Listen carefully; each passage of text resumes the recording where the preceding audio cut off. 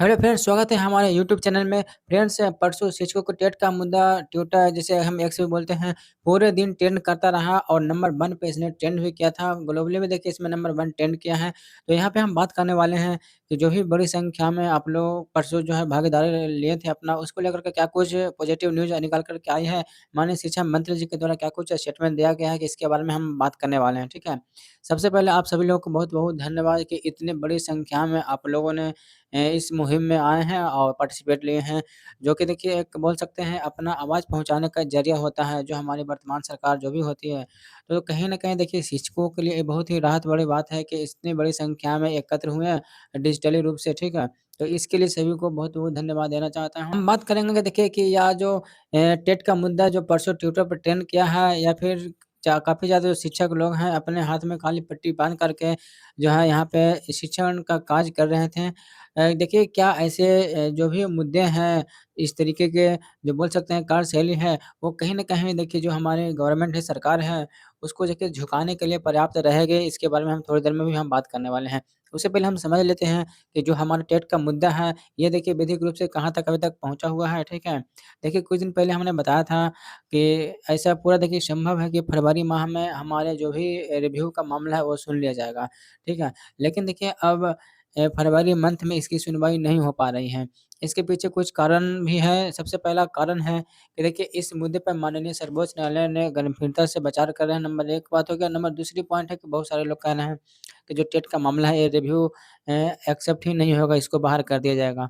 तो देखिए बहुत बड़ा ये मुद्दा भी बन चुका है और इसमें कहीं न कहीं जो भी कुछ बारीकी से मिस्टेक माननीय सर्वोच्च न्यायालय के द्वारा हुआ है, वो देखो ज़रूर यहाँ पे देखने को मिलेगा।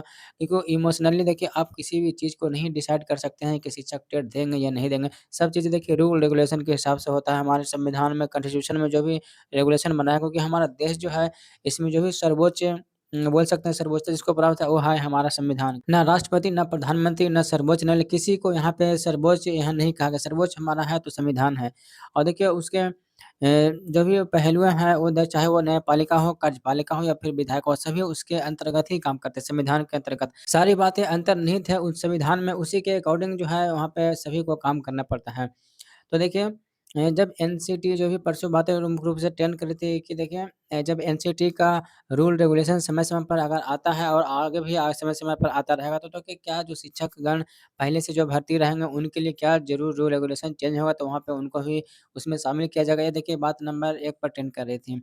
जो शिक्षक 2001 के नियम कानून के हिसाब से भर्ती हुए हैं, क्या उन पर जो एनसीटी का 2010 का 2009 का जो नियम है उस हिसाब से क्या उन पर बोल सकते हैं अध्यारोपित किया जा सकता है, कोई भी आदेश या कोई भी जो टेट की बाध्यता है उन पर लागू हो सकती है। नंबर 2 बात हो गया तो देखिए 2001 के पहले जितने भी शिक्षक हैं, इन्हें अलग एनसीटी के रूल रेगुलेशन के उनकी नियुक्ति जॉइन हुई थी, जो परमानेंट जो रूप से यहाँ पे बोल सकते हैं जॉइन किए थे। मैं देखिए उन सभी शिक्षकों की बात नहीं कर रहा हूँ जो कि जिनको बोल सकते हैं एक सरकारी कर्मचारी के रूप में, तो मैं भी उनकी बात नहीं कर रहा हूँ, ठीक है? जिनका रूल रेगुलेशन बाकायदे से बोल सकते हैं मतलब कि एडमिट हुए थे और साथ ही साथ उसमें सेवा काफ़ी समय तक दिए हैं। तो कहीं न कहीं देखिए इस तरीके से किसी भी रूल रेगुलेशन को दरकिनार नहीं किया जा सकता है। हालाँकि देखिए मिस्टेक माननीय न्यायालय से भी थोड़ा-सा इतना हुआ है कि इन्होंने सभी जो पार्टी है इनको पक्ष को सुना ही नहीं गया था।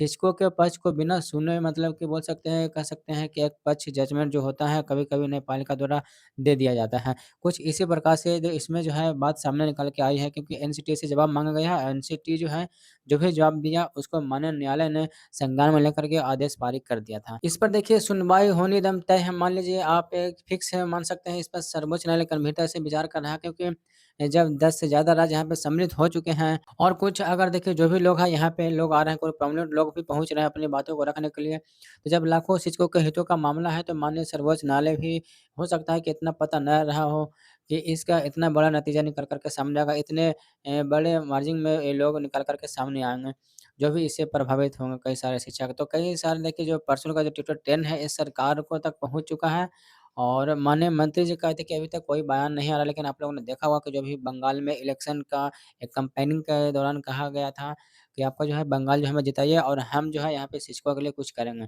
देखिए सिस्को के लिए कुछ न कुछ तो आना ये फिक्स है 100%। जो माननीय शिक्षा मंत्री जी हैं, किसी भी बात को उन्होंने अभी तक नकारा नहीं है। अब ये कब आएगा, कैसे आएगा, क्या रूपरेखा होगा, क्या किसी चुनाव के दौरान आएगा, कि चुनाव के बाद आएगा, किस प्रकार आएगा, ये अभी कहना अभी इम्पॉसिबल। जब आपको पता है जो कि 2027 में विधानसभा का इलेक्शन है, उत्तर प्रदेश में भी है। तो देखिए इस तरीके से जो भी डेवलपमेंट है वो काफ़ी ज़्यादा महत्वपूर्ण हो जाता है कि जब देखिए यहाँ पर किसी में इतने बड़े राज्य में जहाँ पर 403 सीटें हैं तय करती है कि कौन मुख्यमंत्री बनेगा। अब देखिए बात है कि कब तक इस पर कुछ डिस्कस निकल कर सामने आएगा, तो देखिए अभी बहुत कुछ कहना मुश्किल है कि कब तक कुछ यहाँ पे डिसीजन आएगा, ठीक है? लेकिन देखिए रिव्यू बिल्कुल सुना जाएगा, रिव्यू पे ज़रूर सुनवाई होगा। आप देखेंगे 16 मार्च को जो है त्रिपुरा वाले मामले में डेट एक्सटेंड की गई है। अगर देखिए रिव्यू नहीं सुना गया तो इस डेट को फिर एक्सटेंड कर दिया जाएगा, क्योंकि इसको माननीय सर्वोच्च न्यायालय रिव्यू सुनने वाली है, ठीक है? सबसे पहले रिव्यू सुन लेंगे, उसके बाद ही त्रिपुरा वाला मामला या फिर जो भी शिक्षक महासंगठन का मामला है, उस पर जो है किसी भी प्रकार का यहाँ पे बात यहाँ पे की जाएगी, किसी भी प्रकार का सुनवाई होगी, ठीक है? तो देखिए यही जो भी परसों आप लोग का द्वारा कंप्लेन किया था बहुत ही अच्छी था, और वो भी अपडेट अगर और निकल के सामने आता है, तो हम आपको इसी चैनल के माध्यम से आपको हम अपडेट देते रहेंगे, ठीक है?